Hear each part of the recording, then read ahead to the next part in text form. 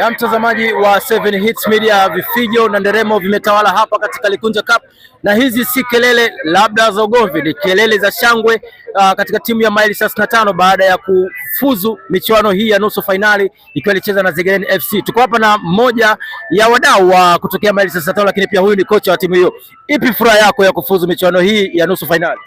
Kwanza namshukuru Mwenyezi Mungu kwa mchezo wa leo, tumeweza kumaliza salama, vijana wote wako salama, timu yangu pamoja na timu pinzani wote, hamna mtu aliyopata injury ya kutisha. Kwa hiyo yote tunamshukuru Mwenyezi Mungu. Tukija kwenye mchezo kama ulivyoona mchezo leo wa nusu finali mchezo ulikuwa mgumu kwa sababu wao wameleta watu kweli, yani mtu wa physical, mtu wa football, na sisi leo tumeleta watu kama ulivyoona. Yote tunamshukuru Mwenyezi Mungu kwa matokeo yamekuja kwetu, na sisi kama unavyojua ligi ya Zegereni tupo miaka mingi. Kwenye miaka mingi ambayo tumecheza Zegereni hapa karibu miaka miwili mfululizo tumeingia finali. Baada ya kuona kwamba timu yetu imelegalega, tukajitoa kwenye mashindano ya Zegereni karibu miaka mitano.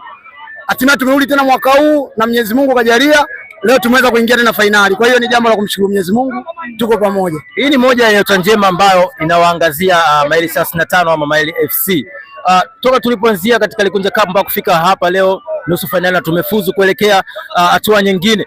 Ni nini labda sifa ama ni kitu gani ambacho mmekitumia kwenye kuhakikisha kwamba mmechoribiti kwa weledi mzuri mpaka leo mmekuwa ni watu ambao wa kutembeza kipigo mwanzo mpaka mwisho? Unajua blaza, mpira wa ndondo una mambo mengi. Mpira wa ndondo una staili ya ndondo. Yaani mpira wa ndondo kaka, wajue watu wa ndondo wenyewe, sawa? Na sisi kweli watu wa ndondo tunawafahamu, ndio tunakuja nao.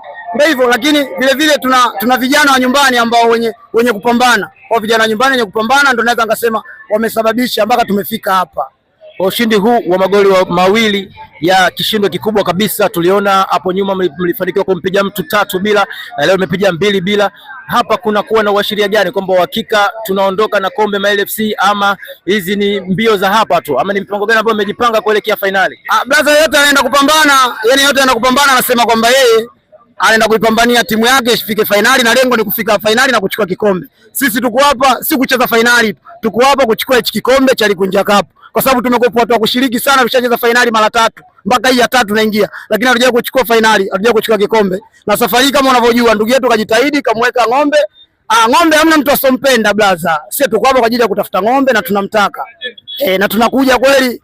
Hapa tupofikia sasa nasema ng'ombe tutamchukua kivyo vyote. Ama hakika tutakunywa supu kwa pamoja kupitia timu ya Maili City. Karibuni sana, na vile naomba wadhamini waendelee kudhamini ligi za mitaani, kwa sababu kama hivi tunaona vipaji mbalimbali, watu kibao wanakuja wanashuhudia vipaji mbalimbali, hasa kwenye kata ya Visiga. Kama unaona ndugu yetu Likunja, kila siku amekuwa mtu akutuletea watu.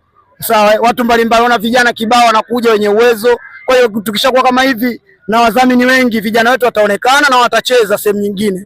Kila siku sana na kuchukua watoto wa watu, na wao waje kuchukua watoto kwenye kata yetu. Hilo ndio. Asante sana kocha wa Maili City. Mtazamaji wa 7 Hits Media, ni shangwe na nderemo ambazo zinaendelea leo katika michuano hii ya Likunja Cup, na ilikuwa ni hatua ya nusu finali. Hakika Maili City imetoa nguvu yake na imetumika vizuri kabisa baada ya kuondoka na ushindi wa bao 2-0. Tuendelee kuwapa hongera, lakini pia tuwape nafasi ya kuendelea kusherehekea. Hii ni 7 Hits Media, alikuwa nami Abdul Shomari na wewe ulikuwa ni kocha wa Maili City. Asante sana, endelea kutazama 7 Hits Media.